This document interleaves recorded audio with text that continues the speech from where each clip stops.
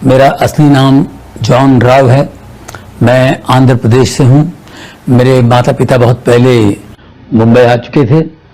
मैं मुंबई में धारावी बाटू का लेबर कैंप में रहता था। फिर 10 साल की उम्र में मैं किंग सर्कल में शिफ्ट हुआ। किंग सर्कल के स्लम्स में मैं रहता था। गरीबी में जिंदगी गुजारी हमने। तो मेरा जो एरिया था किंग सर्कल, वो एक इंडिया के मैप की तरह था। हर तरह के, हर किस्म के लोग वहां थे। अलग अलग भाषाएं बोलने वाले लोग थे। और मुझे बचपन से ही लोगों की नकल करना, लोगों की कॉपी करना, ये इसकी आदत थी। लोग बड़ा एंजॉय करते थे। डांस वांस के प्रोग्राम्स किया करता था। ये करते करते करते 17 साल का हुआ। तो 17 साल का जब मैं हुआ तो स्टेज पर स्टैंड अप करना शुरू कर दिया। मिमिक्री के प्रोग्राम्स करने शुरू कर दिए। एक्टरों की आवाज़ें निकालना, ये सारी बातें थी। फिर जब मैं 18 साल का हुआ, मेरे पिताजी के यहाँ नौकरी पर लग गया। मेरे पिताजी हिंदुस्तान लीवर में काम करते थे। अब हिंदुस्तान लीवर में मैं काम करने लगा, 6 साल वहाँ नौकरी की। तो वहाँ भी मैं प्रोग्राम्स वगैरह करता था। तो वहाँ से मुझे लीवर नाम मिल गया। तो जॉन राव से मैं जॉनी लीवर हो गया। वहां से करते करते करते करते शोज भी कर रहा हूँ, कुछ फिल्में भी कर रहा हूँ और वर्ल्ड टूर करना शुरू कर दिया। अमेरिका, इधर उधर पूरी दुनिया में घूमने का मौका मुझे मिला। इंसान को अपनी पिछली जिंदगी नहीं भूलना चाहिए। मैं ये भूल गया कि मैं हिंदुस्तान में एक मजदूर था। हर एक का दिमाग खराब होता है, मेरा भी दिमाग खराब हुआ था।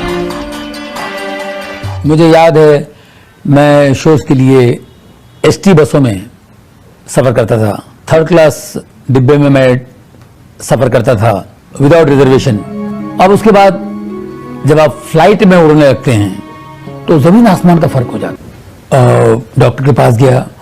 डॉक्टर ने कहा इसका ऑपरेशन करना पड़ेगा।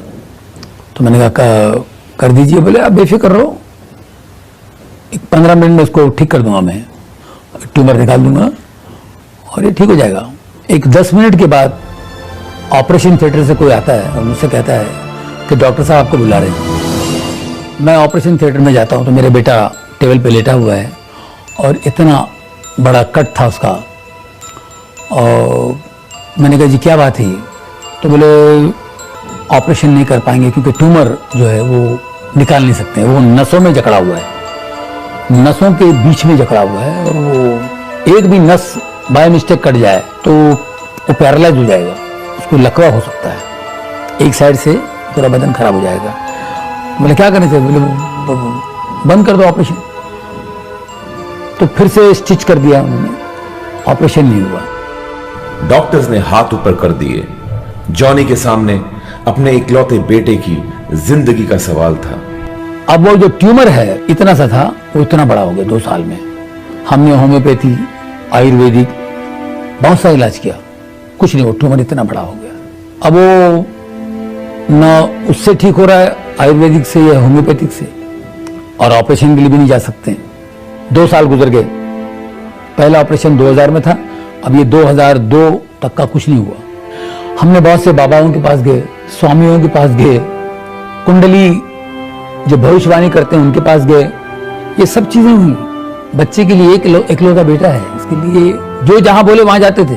उन सब ने कहा कि ऑपरेशन के लिए मत जाना, ऑपरेशन मत कराओ ना, बच्चा चला जाएगा। और एक कुंडली वाले ने तो कहा था कि 2002 तक ही आपका बच्चा है, उसके बाद आपका बच्चा नहीं है। अब बच्चे से मैंने कहा देख बेटा, अभी मैं कुछ नहीं कर सकता हूं, तुम्हें और कोई चीज चाहिए मैं तुम्हें दे सकता हूं, ये उसका काम है, मैं नहीं कर सकता हूं। क्या कोई ऐसी शक्ति है जो जॉनी लीवर के बेटे को बचाएगी? मेरे बच्चे को हर प्रेयर मीटिंग में ले जाते थे, कहीं से इसको हीलिंग मिल जाए। बहुत से लोग प्रार्थना करते थे ये ट्यूमर निकल जाएगा, इसके गले पे ये ट्यूमर नहीं होगा। हमने कहा जी जी जी जी। लेकिन 2 साल तक हमने देखा कुछ नहीं हुआ। एक बार हम लोग अमेरिका गए थे, अमेरिका वगैरह घूम फिर के निकले। अब एक संडे हम लोग चर्च में गए, तो वहां मैं प्रेयर के लिए खड़ा था, तो पास्टर की नजर पड़ी मेरे बेटे के ट्यूमर पे। तो मैंने कहा जी ये ट्यूमर है। उन्होंने कहा इसको ले जाओ न्यूयॉर्क में एक हॉस्पिटल है स्लॉन कैटरिंग, उसमें ले जाओ, ये ठीक हो जाएगा, इसको खुदा ठीक करेगा, तुम खुदा के घर में हो, god is going to heal him, take him to Sloan Kettering hospital, it's a good hospital, god is going to heal him, god is going to heal him. तो 2-3 बार उन्होंने बोला god is going to heal him. मैंने कहा जी जी जी। मुझे बहुत अच्छा लगा।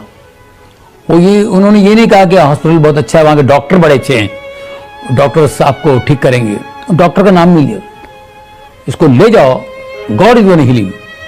वो बात मुझे टच कर गई। क्या हम हमारी चंगाई के लिए परमेश्वर पर भरोसा कर सकते हैं? मैं बिल्कुल नरक में था, गलतियों में था, पाप में था। क्या आप मेरी प्रार्थना परमेश्वर सुनते हैं? और इतना बड़ा चमत्कार हो सकता है। क्या परमेश्वर पापियों की प्रार्थना को सुनता है? मेरी वाइफ ने कहा चेकअप क्यों करा रहे हैं आप, ऑपरेशन कराना पड़ेगा।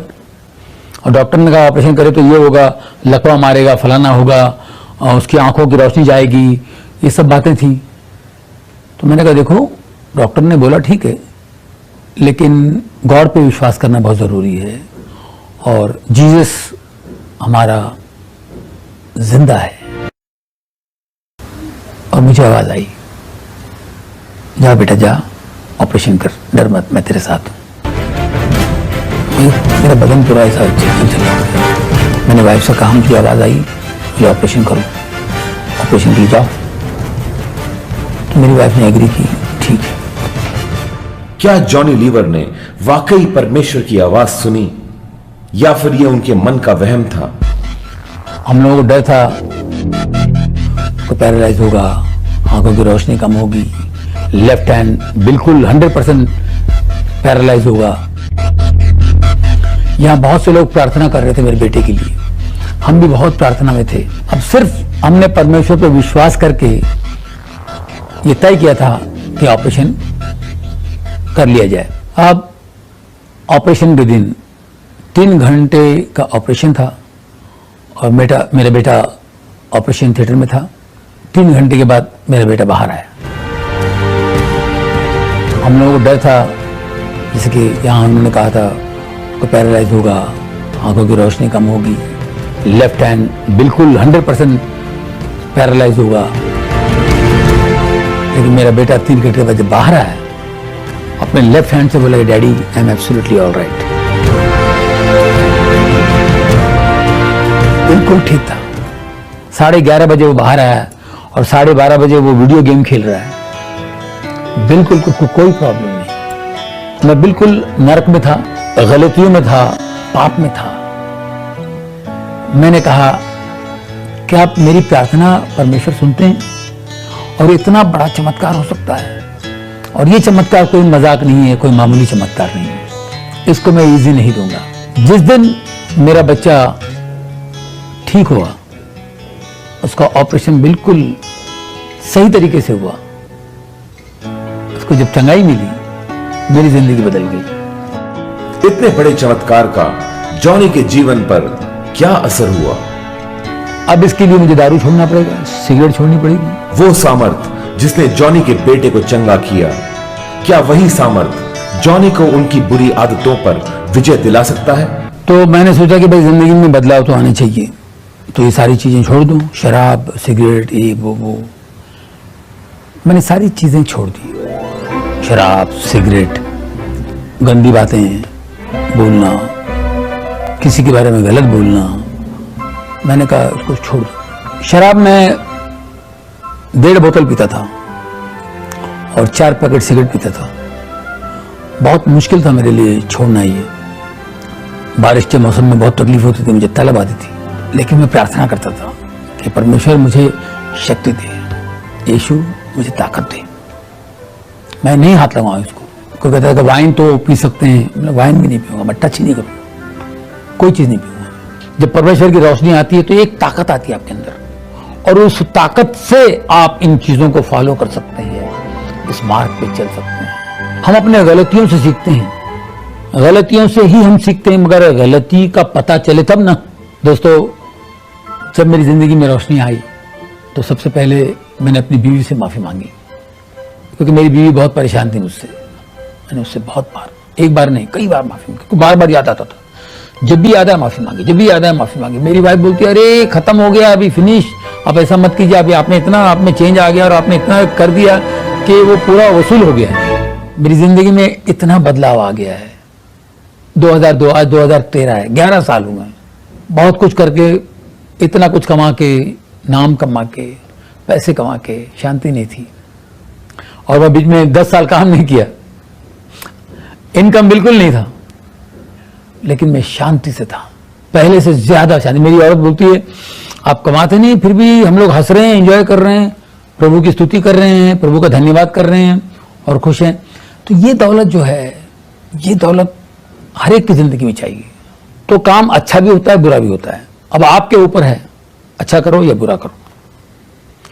टैलेंट को अच्छी तरीके से यूज करो या बुरी तरह से। तो मैंने क्यों ना अच्छा काम क्यों ना करें, जब परमेश्वर की देन है तो अच्छा काम क्यों ना करें। तो अच्छे रोल्स आते हैं तो मैं करता हूं, अच्छे शोज आते हैं मैं करता हूं। फैमिली वाले जो बैठ के मुझे सुने, अच्छी बातें सुने, और जब भी वक्त मिलता है परमेश्वर की सेवा करता हूं। इतनी शांति मिलती है मुझे, मेरे परिवार में खुशी है। यहां तक का मेरी वाइफ सेवा करती हैं, मेरी बेटी चर्च में वर्शिप लीड करती हैं, वो अच्छा गाती हैं, और मेरा बेटा ड्रम्स प्ले करता है। हम चारों मिलकर सेवा कर रहे हैं और आज हमको इतनी शांति है और इतना सुकून है। जो बदलाव मेरे जीवन में आया है, मैं चाहता हूं यही बदलाव आप लोगों के जीवन में भी आए। आप भी परमेश्वर को जाने, कौन है सृष्टिकर्ता, वो एक है, वो कौन है। परमेश्वर का हाथ थाम लीजिए, उनके बेटे यीशु के नाम से आपका हाथ थाम लीजिए।